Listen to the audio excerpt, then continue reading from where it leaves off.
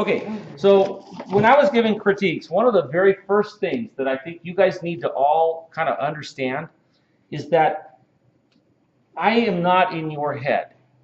And I have somewhere on the order of 70 or 80 students. So I may not remember your project immediately.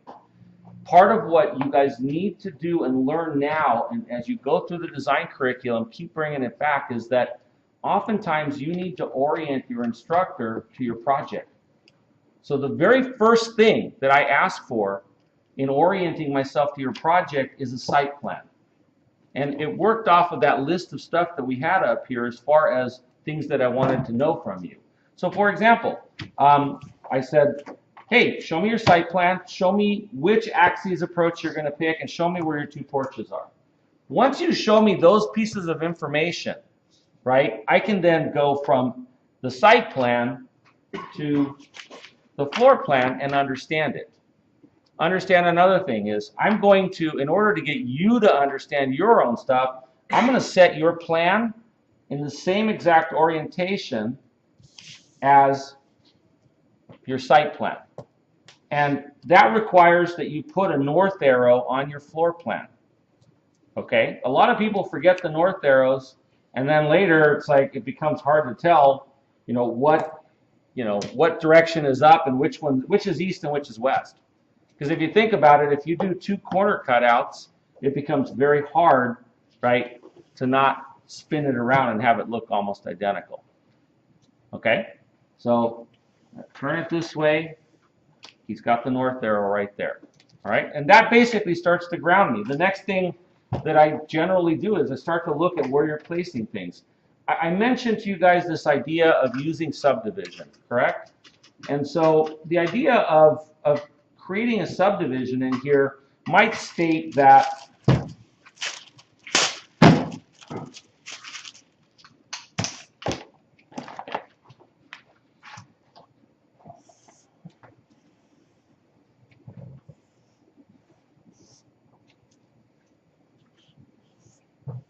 you might look at the fact that halfway between this wall and this wall, right, 1/2 and 1/2, is a potential location for the podium.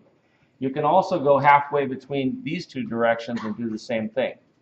Now, instead of just saying, I think I'm going to put it there, or I think I'm going to put it there, or there, now there's a logical reason for why you're putting it where you're putting it. Okay? And many of you that will find yourself resorting to symmetry as this knee-jerk reaction, it should come natural to you because it's basically inside symmetry. Okay? Now, one of the things that I want you to be aware of is that you can start to look at the space inside of your cube as being a subspace. So, for example, this wall right here, right, and this wall right here can start to define a subspace within the overall space. Now, if you do that, the halfway point now is no longer halfway between here and here, it's halfway between here and here. Okay? So now you've got an alternate alignment that allows you to kind of place things inside of that upper room in the design of the plan. Okay? So in Michael's case, we've already had these discussions, so I'm going to kind of proceed forward with a couple of additional things. One of the things that I'm looking at right here, Michael, is I'm not positive how you decided where you were going to place these cutouts, and I also don't know if they're benches or counters. So what do we have right here? This one here.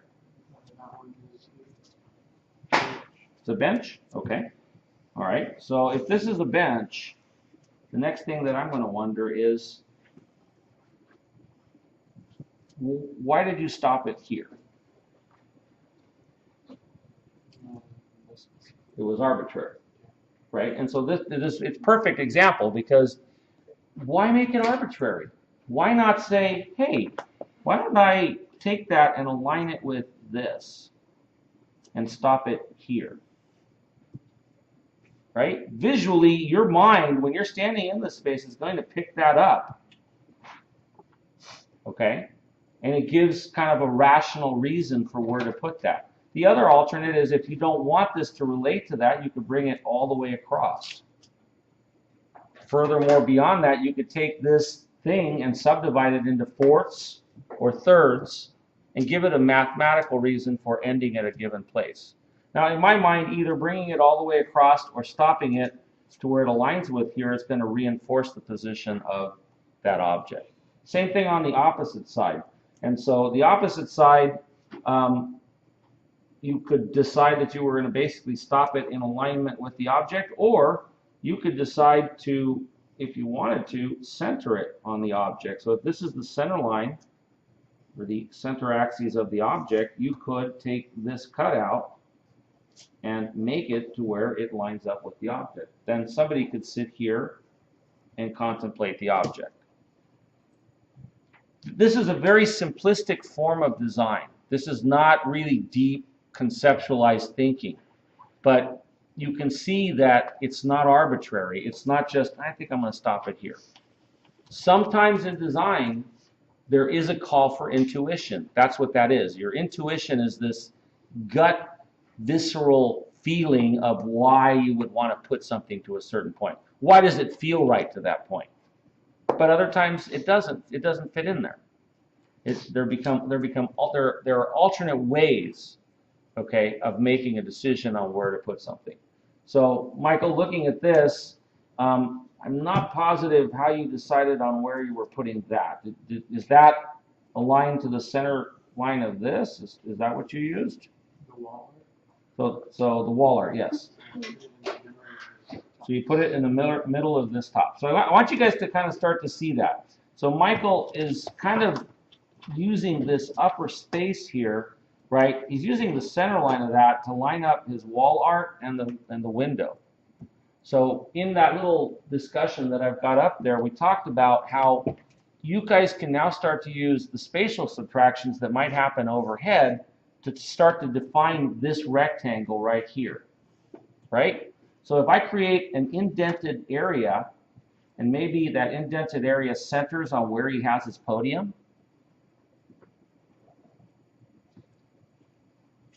that line begins to reinforce this rectangle as a space because that ceiling is dropping down at that point. If you wanted to, you could take it all the way across. Now that might start to ask the question of, well, if I'm going to do that, why not move this wall so that it lines up here, and then that spatial subtraction can go all the way across? That would be a very minor adjustment of maybe 3 feet. Okay? Beyond that, you might say, all right, well, what if I don't want to link these two together? Well, now I can bring it maybe I take it to the 1/3 point from here to here, and I cut it off, and then I take the other one to the 1/3 point. Now I've got these two indents that are starting to define this as a space, and I'm also highlighting a high point over top of where my pedestal is. So these subtractions are doing more than just creating a thing that you see on the outside. They're starting to reinforce how you're laying out your interior. Okay? So that's a couple of suggestions that I would make to you, is think about, you know, a subtraction and aligning this so that you can highlight that and also define this as a space. Okay? I think I understand why you linked this into this corner, because you have to have the multiple subtractions attached to the main porch. If you want to line it up that way, I'll look the other way. Mm-hmm. One of the things about design that you're going to find as you engage any design faculty worth their salt is that those design faculty would rather have you excel and create something that has more meaning rather than follow the rules explicitly, right, and have something that doesn't have as much meaning. Now, I'm couching that in this idea that the very first thing I did with this project, or that Mitchell and I did with this project, is trying to tell you, hey, there's these rules that the client is telling you that you've got to sort of follow these requirements, right? So this, in my mind, is a minor issue, and it might be something that is so minor that you can convince the client to go the other way. But overall, Michael's scheme is following suit with the requirements of the program. Okay? So after I look at things in plan view, right, thinking about them in the third dimension, right, I can then come back, I go back and forth between the two-dimensional view and the three-dimensional view, and I start to make adjustments. And what you'll find is that both Mitchell and I will draw all over stuff. So be careful not to bring us anything that, that you've been too careful about doing. So looking at this alignment right in here, if this is the sunset portion, this is the next thing that you'll see that I do. This grounds me to the site. This attaches the floor plan to the site, and now I'll take this and I'll put it in the same orientation to talk to you about it. Okay? So everything kind of relates in the same direction. I know which way north is always. I know which way south and east and west are. Okay? That becomes a crucial thing for you guys to know. So looking at this, right, if the pedestal is here, right, and you chose to put the pedestal there because it's at the midpoint between these two, then the width of this, the width of these subtractions becomes a function of the position of the pedestal. It is halfway up and halfway over. Okay? So now that can have another impact on a different design element. Where's that window from the top of the pedestal at 70 whatever degrees? Is it going to clear that opening? Okay? So that becomes something to think about. So in this particular case, that width is going to be more like about here, and it can come over and line up like that. Your pedestal is about right here, I believe, in this design. Okay? Unless it's off. Nope. Pedestal is about right there. So those windows got to be kind of figured out. Okay? Because this window is actually back. It's north of the pedestal. So your pedestal is right there. So what I'm saying is that this thing now is going to indent, and so it's defining this as space, right? And if I extend this further over, and I bring it up and over to align it with this one, these two depressions that are here, when you're on the inside, are going to highlight the position of the pedestal. And where the pedestal is becomes kind of where the two spaces kind of flow together. 13. Right, so I think I'm going to call it right there. Do you have any questions? Go ahead and stop it.